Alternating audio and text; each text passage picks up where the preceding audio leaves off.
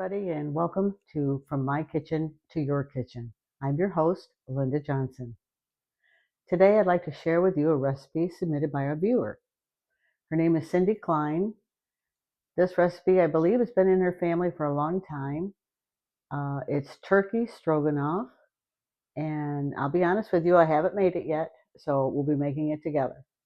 So let's go ahead and get started on the first couple of ingredients, and then we'll talk about a couple other things, okay? So we're going to go ahead and I've got in the pan, I've got 2 tablespoons of butter. That's melting. And we're going to put in a half a cup of onions. So we'll go ahead and do that. Fry that all up. I'm sure it's going to smell real good. It's too bad it wasn't smell-o-vision. I love onions. And we're also going to put in the recipe says 1 small garlic mince. So I'm just going to put in my minced garlic, and we'll do about almost a teaspoon. That would be 1 clove.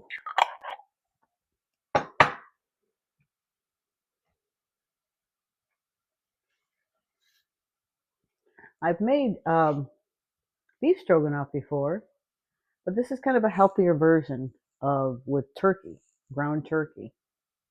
And the turkey that I bought is 93, I believe, percent fat free. So it's pretty healthy. So you get that frying up a little bit. We'll turn that up just a little bit. Okay, so while that's going, I wanted to show you some of my favorite gadgets in the kitchen. I didn't put out a whole lot, but I'm sure some of you have heard of this. It's a meat chopper. I have never heard of this thing. Never saw it before in my life until about 4 or 5 months ago. And you just, that's how you chop up your meat. We're going to be using that today to chop up the turkey. The second thing I like, this is the cutest little thing. It's an egg, a silicone egg. I don't know. You put it in your pan, put your egg inside, and it's the exact same size as an English muffin. So, and I'm sure they have all different kinds. They probably have metal ones. I like this one. It cleans up real easy, and it fits my English muffin for an egg McMuffin just perfect. And how many of you have? I got this. Actually, it came as a set of 3. Okay, and it's a great way to open up jars. The older you get, the harder it is to turn them. And I use a knife and pound all around it. That's what we used to do all the time, running under hot water. But this works pretty good. And it's got all kinds of sizes of what your jar would be. So you just put it on there and turn it. The other thing we're going to try today is this can opener. It's a smooth opener. And I've never seen anything like it. It's great. You put it on your can, go around, take it off. There's no sharp edges anywhere, not even on the parts that you took off. And then you can also put your lid back on if you want to, maybe the next day you're going to use something that's in that can. So we're going to try that today, but we're going to try it on a can that has a lift thing. I just want to try it and show you so you can see what it works, but how it works. So anyway, our onions are coming along pretty good, and our butter. In the meantime, I have water boiling. Because I usually serve this, when I do beef stroganoff, I serve it over egg noodles, but you could serve it over rice or whatever. So we're going to put some egg noodles in there when the water gets boiling. But it does smell pretty good.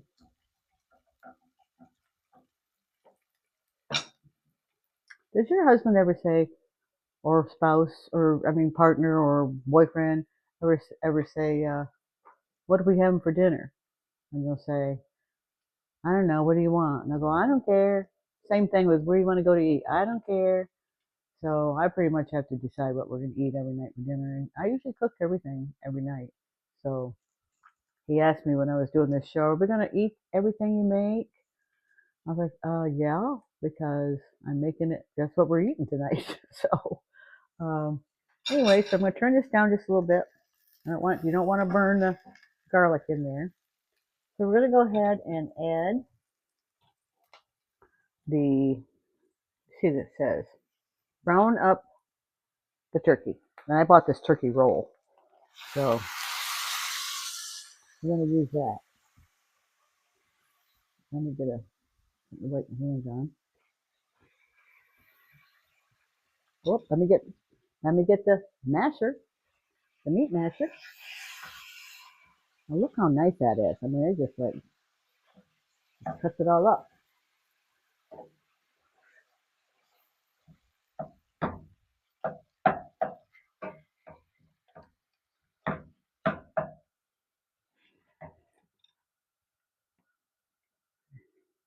I did a pretty good job. Of course, this was pretty soft, this meat. I'll turn it up a little bit so we can get going here.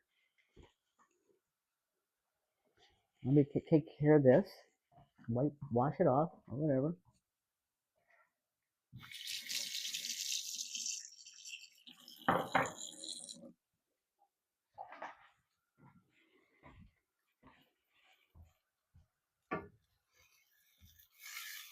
Don't take long to brown this up. And then the good stuff goes in. So something else I wanted to show you today. While that's browning up, I'll move this out of the way. Do you remember last episode we talked about these great pot holders that I just love? My daughter made them for me probably at least 40 years ago. Maybe not quite that long, but I think so. They wash up really nice. So I thought, well, you know what? I'd like to make some of my own. So I ordered the pot holder loom kit on Amazon, of course. And I've got it started.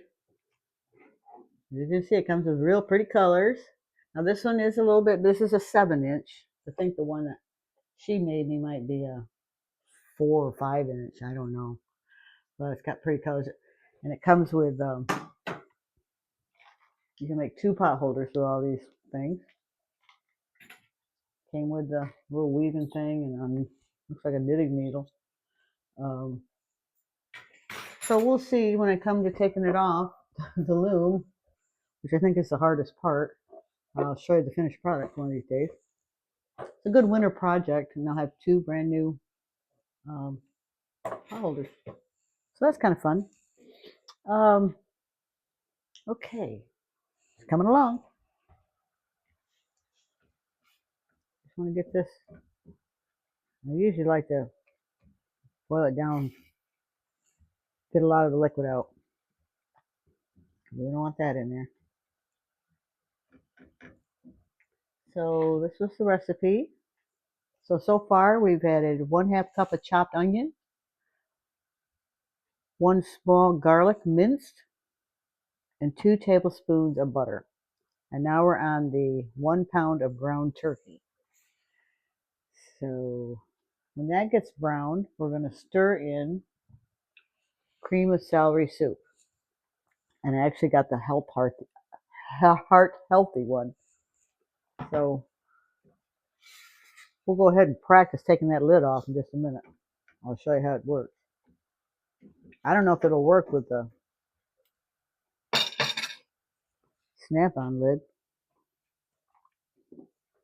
but I don't know if you can see it. But what it's going to do is you're just going to lay it right on here like that.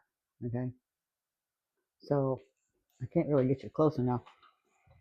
I'll show you what it looks like when I take it up, but maybe I'll start over here right before that little lid thing. So, oops, I'm going the wrong way. Okay, so you just go over. It's a lot easier than the regular can openers. My gosh, it just slides off. Slides around really easy. And the thing that always kind of got me was when you take lids off, how sharp they are, and you put them in the garbage can. You don't want to cut yourself on it later. All this does is you just pull it up, just like a lid. There's no sharp, it's not sharp here, it's not sharp here, nothing sharp. So that's pretty good. And later, if you want to reuse it, you just put it right on there like that. So we'll use that in a minute. So that worked pretty good even with that one, but I didn't really need to.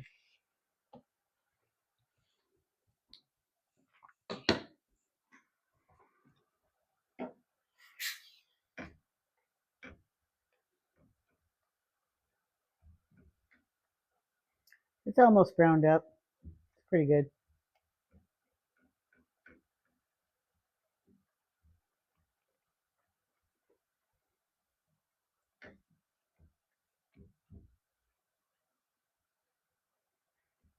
So be sure and follow us on Facebook. It's My Kitchen to Your Kitchen.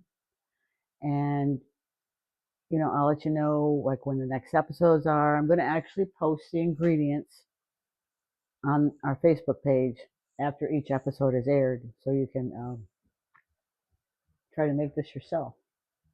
It's very easy. Smells good.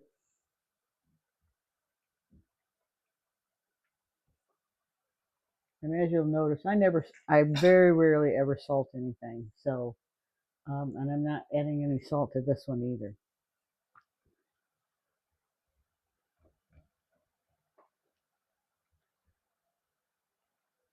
So we'll go ahead and let that cook. And when it gets done, we'll be right back.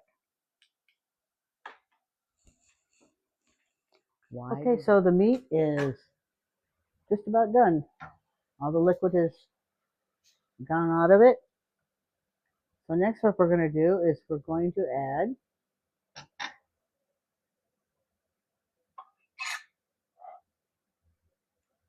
our small can of cream of celery soup.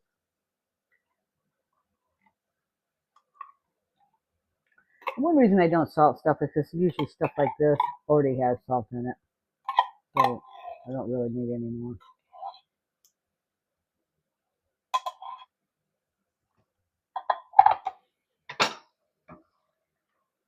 Get that mixed around in there. Our water is boiling for our noodles, so I'll go ahead and put those in.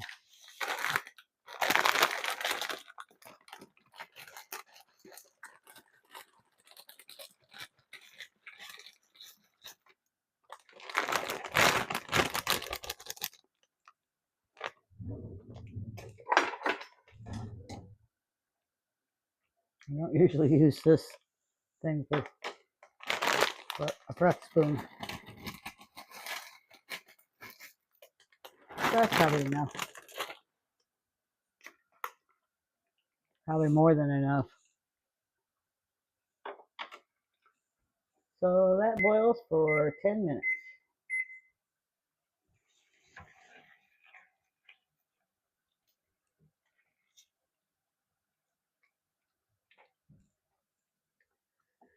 Now we add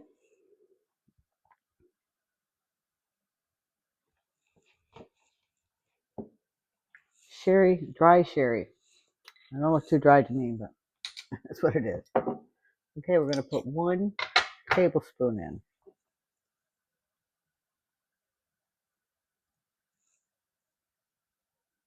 in. And we're going to put a half a teaspoon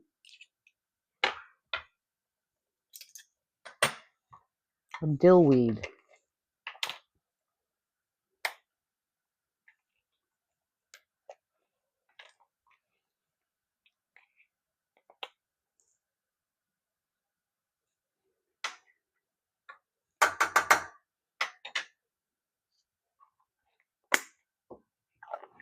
And a half a teaspoon of paprika.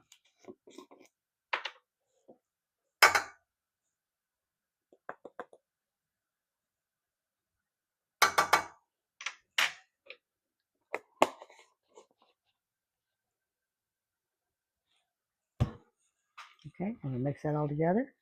Let that cook a little bit.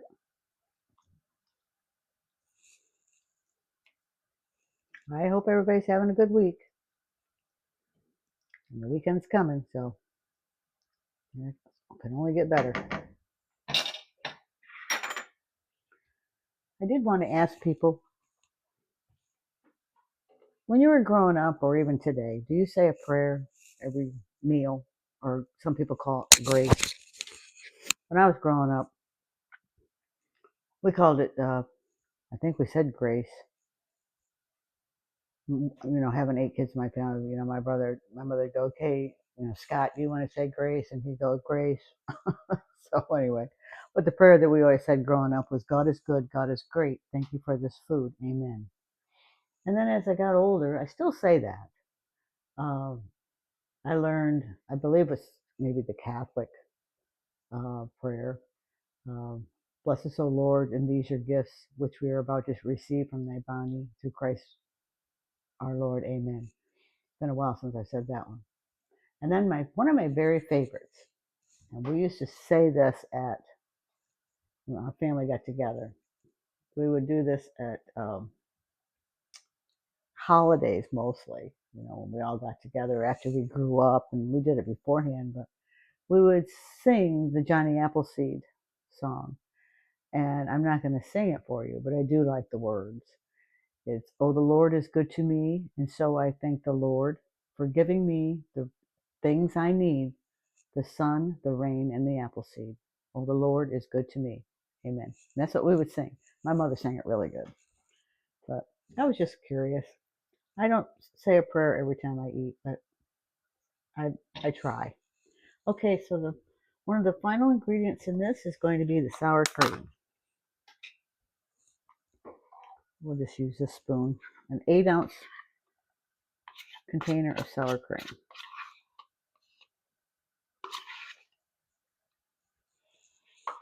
So it looks pretty good. Don't forget to submit your favorite recipe. You can send it or put it on our Facebook page, or you can email it to me.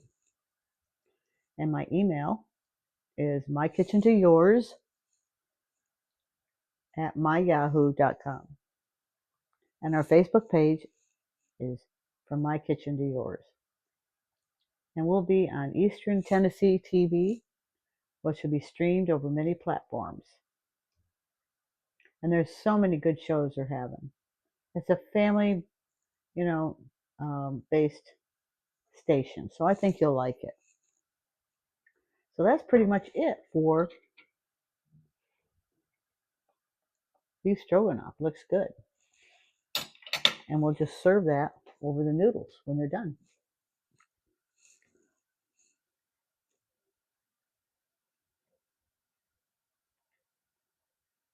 They still have a while. So next week we're going to be making appetizers for Super Bowl. In case you're having a party, you're going to have some friends over, or maybe just your family. We're going to make 3 different appetizers, so it should be fun. And once again, my husband said, do we get to eat all those? And I said, yes, we do. But luckily, most of those you can freeze. So you can make them ahead of time and then freeze them, freeze them and then get them out when you need them. So, okay, once again, I'd like to thank Cindy Klein for the recipe. And remember, let's make cooking fun. That's my motto, and I'm sticking with it.